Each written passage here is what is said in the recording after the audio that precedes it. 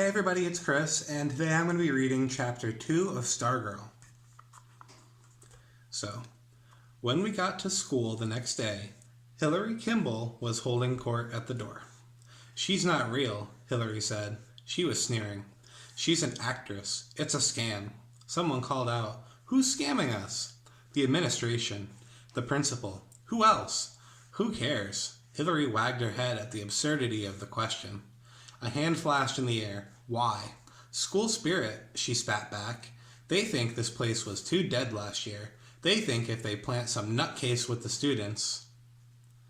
"Like they plant narcs in school," someone else shouted. Hilary glared at the speaker, then continued. "Some nutcase who stirs things up, then maybe all the little students will go to a game once in a while or join a club. Instead of making out in the library," chimed another voice, and everybody laughed and the bell rang and we went in. Hilary Kimball's theory spread throughout the school and was widely accepted. "You think Hilary's right?" Kevin asked me. "Stargirl's a plant?" I snickered. "Listen to yourself." He spread his arms. "What?" "This is Mica Area High School," I reminded him. "It's not a CIA operation." "Maybe not," he said, "but I hope Hilary's right." "Why would you hope that? If she's not a real student, we can't have her on hot seat." Kevin wagged his head and grinned. "As usual, Mr. Director, you failed to see the whole picture. We could use the show to expose her. Can't you see it?" He did the marquee thing with his hands. "Hot seat uncovers faculty hoax." I stared at him. "You want her to be a fake, don't you?" He grinned ear to ear. "Absolutely. Our ratings will go sky high." I had to admit, the more I saw of her, the easier it was to believe that she was a plant, a joke, anything but real. On that second day, she wore bright red baggy shorts with a bib and shoulder straps, overall shorts.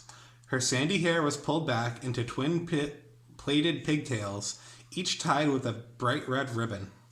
A rouge smudge appled each cheek, and she had even dabbed some oversized freckles on her face. She looked like Heidi or Bo Peep.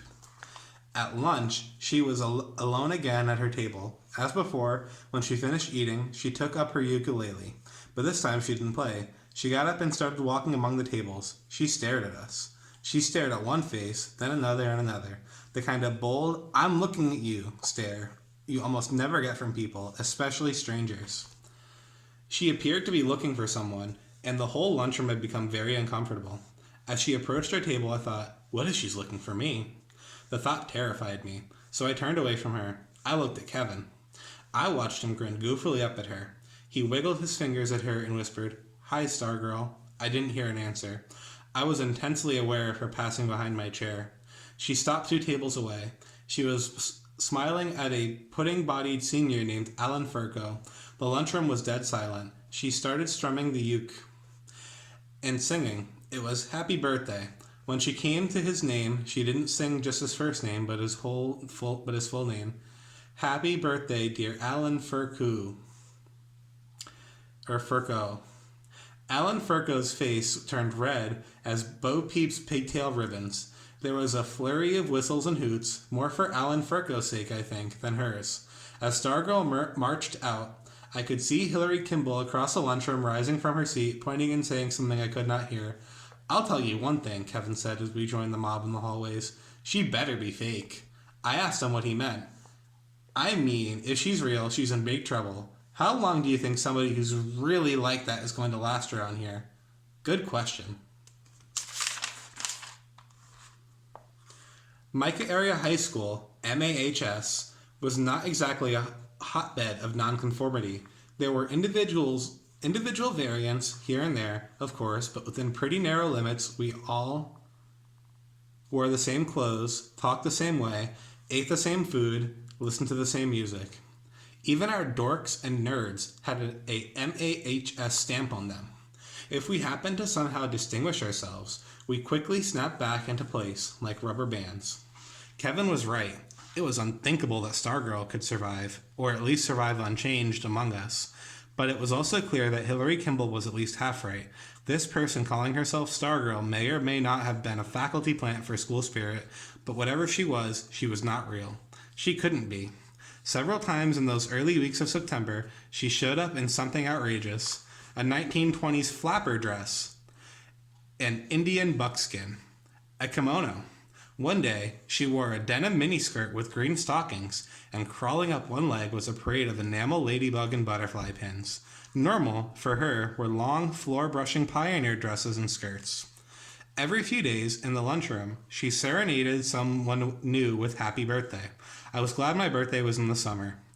In the hallways, she said hello to perfect strangers. The seniors couldn't believe it. They had never seen a 10th grader so bold. In class, she was always flapping her hand in the air, asking questions, though the question often had nothing to do with the subject. One day, she asked a question about trolls in U.S. history class. She made up a song about isosceles triangles. She sang it to her plane geometry class. It was called Three Sides Have I, but Only Two Are Equal. She joined the cross-country team. Our home meets were held on the Mica County Country Club golf course. Red flags showed the runners the way to go. In her first meet, out in the middle of the course, she turned left when everyone else turned right. They waited for her at the finish line. She never showed up. She was dismissed from the team. One day, a girl screamed in the hallway. She had seen a tiny brown face pop up from Stargirl's sunflower canvas bag. It was her pet rat. It rode to school in the bag every day. One morning, we had a rare rainfall. It came during her gym class. The teacher told everyone to come in. On the way to the next class, I looked out the windows. Stargirl was still outside, in the rain, dancing. We wanted to define her, to wrap her up as we did each other, but we could not seem to get past weird and strange and goofy. Her ways knocked us off balance. A single word seemed to hover in the cloudless sky over the school. Huh? Everything she did seemed to echo Hilary Kimball. She's not real. She's not real. And each night in bed, I thought of her as the moon came through my window. I could have lowered my shade to make it darker and easier to sleep, but I never did. In that moonlit hour, I acquired a sense of the otherness of things. I liked the feeling the moonlight gave me, as if it wasn't the opposite of day, but its underside, its private side, when the fabulous purred on my snow-white sheet like some dark cat come in from the desert. It was during one of these night moons times that it came to me that Hilary Kimball was wrong. Stargirl was real. So now again, we just have a couple questions about the chapter. Our first question is, how was Stargirl different from the other students? Our second question is, do you think that Leo and Kevin should have Stargirl on their show Hot Seat?